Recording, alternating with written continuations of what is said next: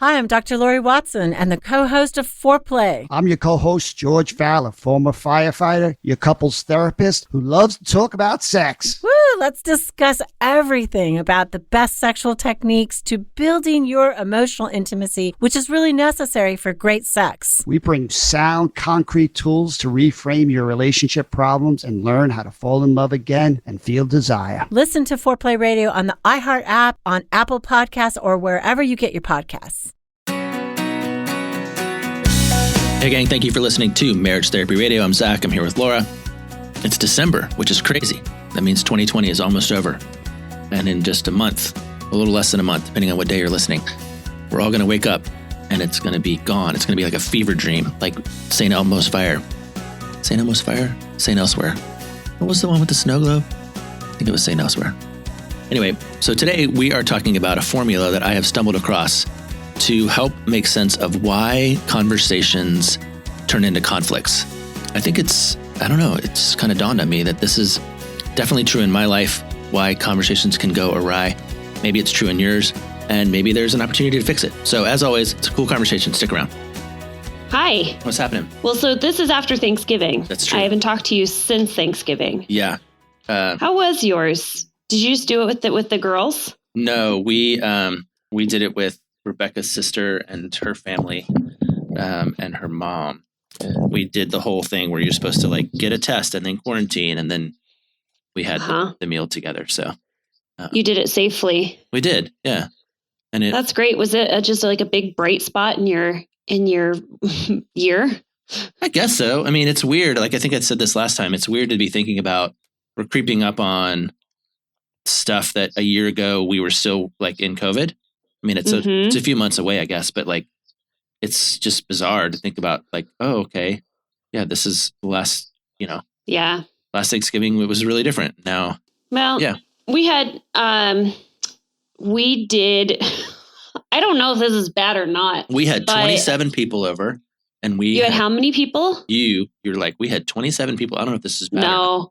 Not at all. Okay, no. So our thing ended up being where the people who were going to come into town didn't, because we had lockdown on the West Coast, right? Like you're not supposed to travel from state to state. Yep. And so it was just my little family of 3 and then my husband's parents. And we've been doing life with them, since that's why we moved to Bend. Yeah. But it just was really kind of like, it just was really bumming me out. And so I said, screw it. And there is this beautiful resort. It's called Pronghorn. And it's this beautiful resort. And they were locked down and they had really limited services available. And we knew we were just going to go. And anyway, we rented the penthouse, which ordinarily is like a ridiculous amount of money on this resort. Yeah. And it was just dirt cheap. And I just felt like I was getting away with something. Yeah. So, we like walked into the resort and then we stayed in our hotel room for 3 days and we cooked and we watched a ton of Hallmark movies, which I think I've seen every sappy, thing. By the way, like these Hallmark movies, have you watched any of them? Are you serious? Okay. Well, yeah, I mean, I can kind of see that you would like hunker down with your ladies and watch a sappy Hallmark movie just to get in the holiday spirit. Here's what happens. They sit down to watch it. Yeah. And I sit up in my kitchen, maybe doing a puzzle or cooking or something. And every once in a while you go, oh, come on, that's a load of crap. Or this is worst acting ever. I can see you judging. What I'll do is I'll say, I think they kind of have a thing for each other. I feel like maybe they're going to end up together. Or I'm picking up a spark here. I'm thinking maybe that he doesn't really like Christmas all that much. And maybe if he hangs out with her long enough, he'll learn to love it. That's awesome. Yeah. Or I think I would appreciate those comments better than what my husband has. Yeah. No, my kids are, we were on the phone with my parents on Thanksgiving Day and Mary was sitting there. She's the 14-year-old. And my mom was like, so are you glad to be off school? And I was like, yeah, Mom, usually this is really cool because they usually get like Thursday, Friday, Saturday, and Sunday off this week. Uh-huh. And Mary is like, yeah. And then she's like, God, she just punched me in the stomach because I'm trying to make this super obvious thing like really normal. Anyway. Oh, parents. You know what I think our next thing needs to be? We need to go back to Vanity Fair. Yeah, you and I, is we need to go back to Vanity Fair, and we need to do, like, from the relationship therapist point of view, how all Hallmark movies set you up for success in like landing a special someone for the holidays. Yeah. Like first you have to have some sort of like tainted past where you're kind of like emotionally, one of you has to be emotionally hurt scarred or traumatized by Christmas. Right. Yep. Yeah. You have to have some kind of event like ice skating or like a snowball fight where you end up falling on top of each other. Yeah. And like you like, oh, yeah. There's the small you town, have a good of course. giggle. Like, there's the small town you're not supposed to be in, and maybe you can't get out of because of the storm. That's right. You have to stay at like a haunted inn or maybe like, I've seen them all. Anyway. If you've seen one of them, you've seen them all. You've seen them all. Yeah. I actually, if this is a fun like thing, go on to just Google your Google machine and type Prince for Christmas and see how many movies come up that have like that sort of theme of like a prince and Christmas. And anyway, Gotcha. I'm looking for the same-sex Hallmark movies to come out. I have yet to see them, but I am going to say. Okay, there's one on Hulu, I think. Good. Kristen Stewart, the Twilight lady. Yeah. She's But that's not like a Hallmark movie. That's actually like some money's been thrown into getting Kristen Stewart, and then they have my guy, my Schitt's Creek guy, Dan. Oh yeah. Yep. You know what I'm talking about? Levy. Yeah. So good. Okay. What are we talking about today? Sorry, guys. This is just us catching up. I was with a buddy last night and he was like, I listened to your podcast last week. He was like, yeah. I was like, oh yeah. What do you think? He goes, you guys are super good at being like pretty annoying. And then you get to the point. Like you take it up to like the almost very annoying and then you get to the point. And I was like, yeah, cool. Thanks for the feedback. Really appreciate it. Yeah. Well, I heard from my cousin. My cousin and his fiance really like us, and he said that the banter is his favorite part. So here's your 6.5 minutes of banter. Oh. Will you let people know at the beginning of this episode to just fast forward 6.5 minutes if they don't want to listen to this? They have to deal. People have to deal. All right. I also got an email from a guy, a client, an old client, and he was. It was nice. I haven't seen them in a little while, but he was giving me an update. But he made a point to let me know that sometimes he disagrees with the stuff I say on the podcast. Okay. And I'm like, that's good. Okay. Most of the time I disagree with the stuff you say on the podcast. That's allowed. You're allowed. Okay. So maybe we're at the super annoying spot and I'm not sure. I think I'm trying to segue us into something meaningful here. Zach and I are so excited to announce that we joined the Are You Roommates Summit. It's happening on December 8th through the 11th. It's a live event that is a virtual event that has brought over 30 experts from around the world, like Zach and myself, who have a lot to say about how to re-spark the connection between you and your partner. If you're starting to feel like you are falling into roommate syndrome, this is a summit you don't want to miss. You can sign up for this summit by going to our website, marriagetherapyradio.com. You will find a link to be able to register for it. It's a free event if you're going to join live. And if you want lifetime access, $97. And you will always have access to all 30 of those interviews that occurred with all of the experts talking about the same thing, how to re-spark the connection between you and your partner in 30 days or less. Again, you can find the link to Are We Roommates, the summit happening on December 8th through the 11th on our website, marriagetherapyradio.com. Okay, Thanksgiving, Hallmark movies. Okay, I've got a thing that I need to get off my chest. Okay. Which is this thing that I've been oh, Lordy. You know how I do that thing where every once in a while I latch onto a theme and I use it like 15 times in a week with all my clients, no matter what they're talking about? Yeah. This is one of those things. They're like, we're coming to you to grieve the loss of like my mother. And you're like, shush. I have this thing on my mind I want to talk about. Let me go into my file cabinet and pull out this one thing that I've been working on this week. No, but I think this is actually pretty amazing, to be honest. Wow, you're really beefing it up. Let's hear it. You better be good. Well, you know how this, okay, so we once interviewed this woman, Claudia Grauf-Grounds, about a book that she wrote called We've Had This Fight Before. And her premise is that couples don't have 300 fights, they have 3 fights. And she sort of outlines the 3 fights that they have. Did we interview her? We did. Yeah. I don't remember this interview.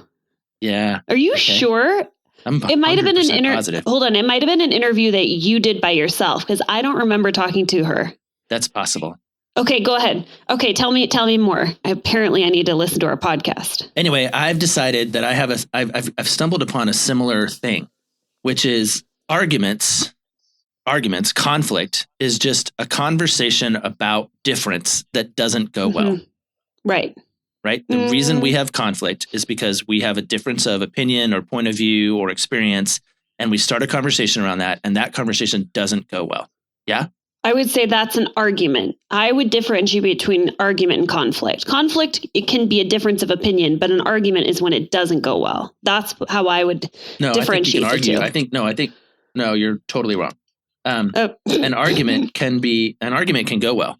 A conflict is when it goes off the rails. Like conflict is when it becomes escalated or problematic or mean or cruel or, contemptuous or whatever. Argument, like we can have an argument. You and I can have an argument. We can go back and forth and maybe it can go really well. And at the end of that argument, we can be like, cool, I'm glad we did that because now it feels like we've solved something or we've connected in a more important way or whatever. Because you're my elder, I'm going to go ahead and give you this one. Thanks. Okay, so I've discerned that there are 3 reasons that conflict doesn't go well. Let's hear them.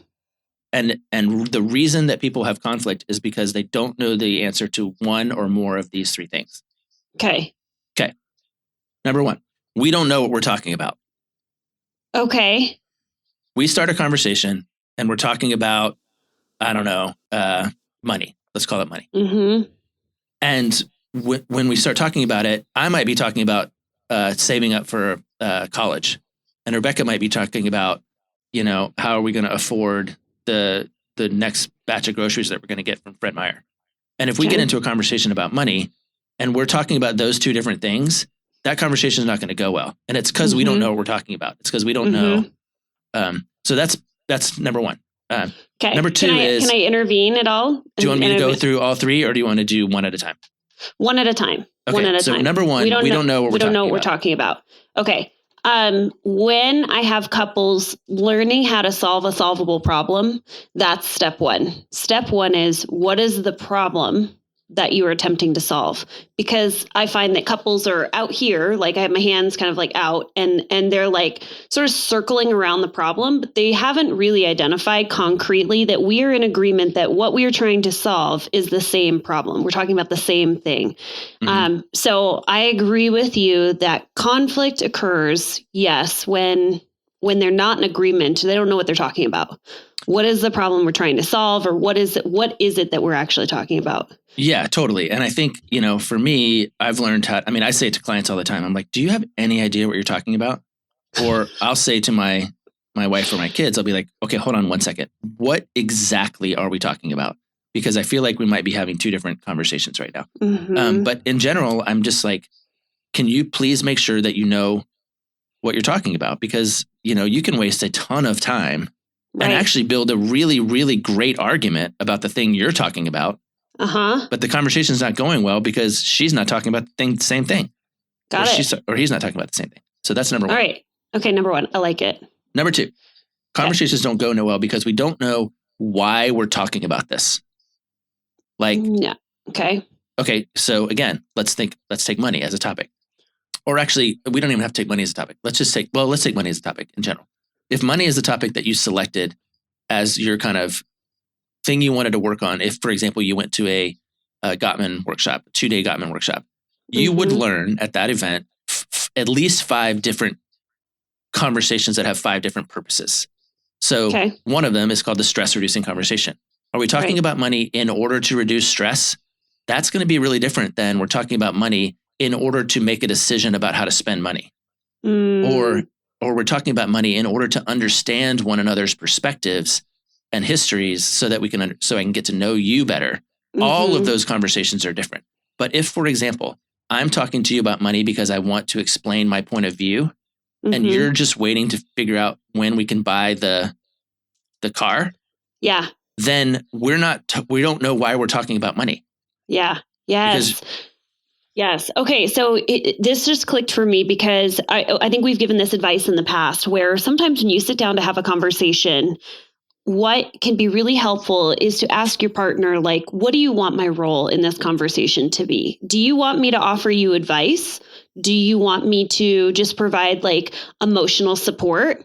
Do you want for me to just like, help solve the problem for you? Do you want me to take your side? Do you want me to, say, oh yeah, your mother is an awful human being, whatever it might be. But I love the advice of being able to say like, hey, what do you want my role in this to be? Like, is this a conversation where we're solving problems, or is this a conversation where I'm just trying to understand your point of view so that I can build some empathy? So I really like that piece. And I think that falls in line with what you're saying, which is, what is the why behind all of this? What are we doing with this money conversation? Yeah. Are we coming up with solutions of like how we're going to spend money over the holidays? Are we, trying to understand maybe like, I don't know, roadblocks? I don't know what it might be, but I like the why, coming down with the why. So how do you think couples are supposed to get to that point? Is there a simple question that you would have couples ask one another to try to get to the why behind the conversation? Well, I ask clients all the time, and I do this at my house as well.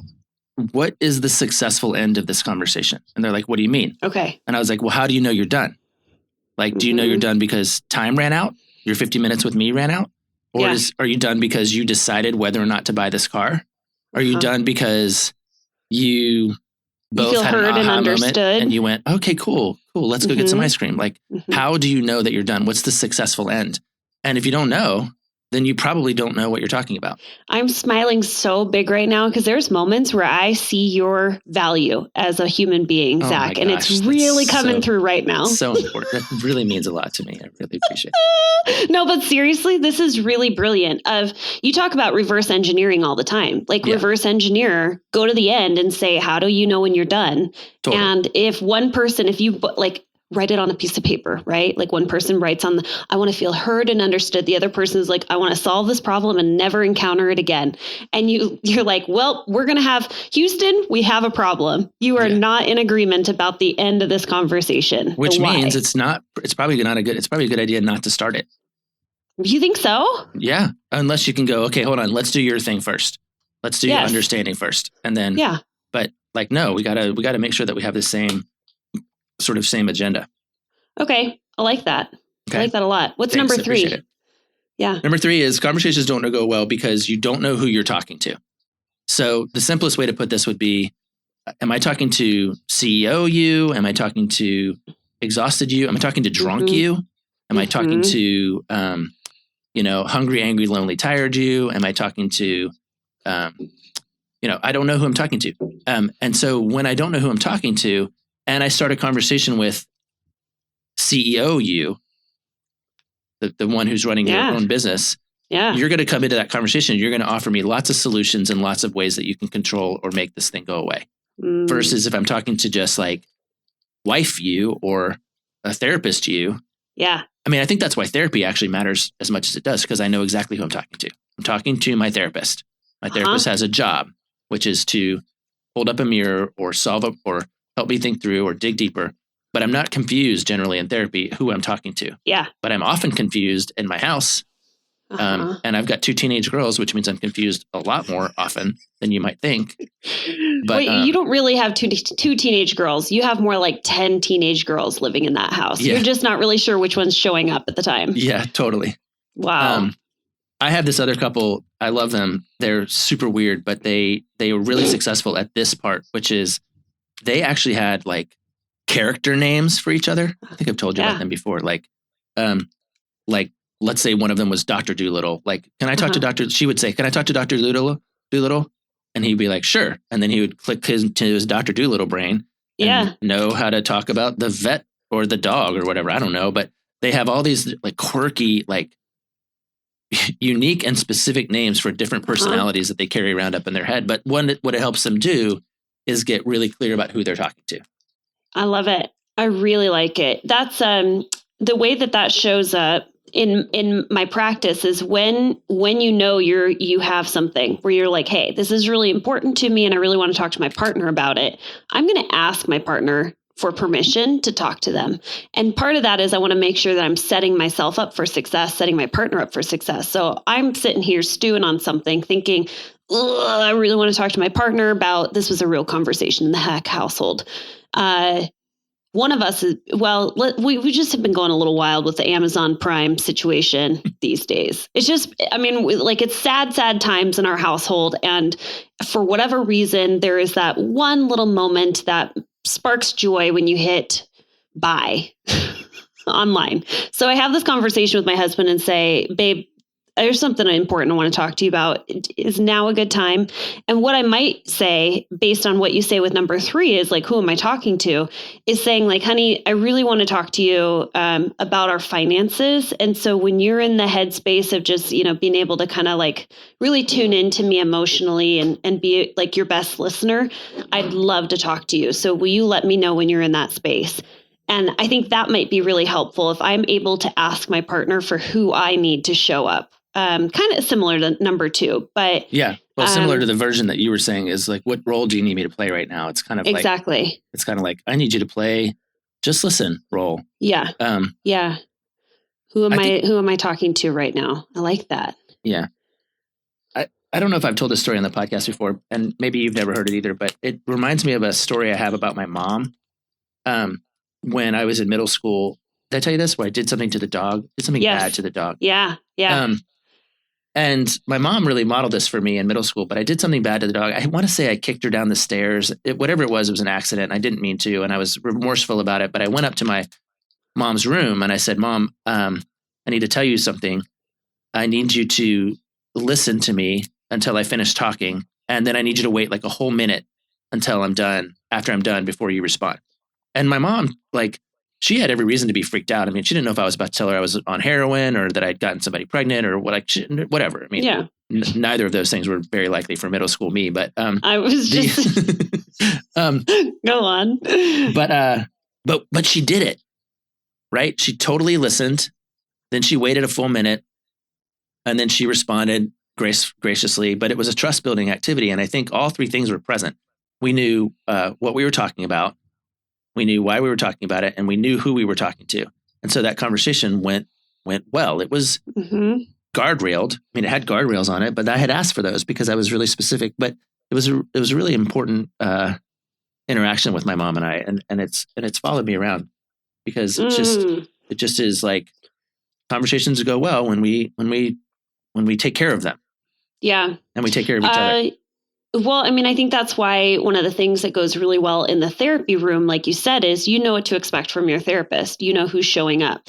And I also think that in the therapy room, there's guardrails, right? Like you don't get to pick furniture up and slam it against the wall in the therapy office. And usually you don't get to raise your voice super loud because you're sharing walls with other therapy offices. And so you kind of have like the guardrails that are already pre-established.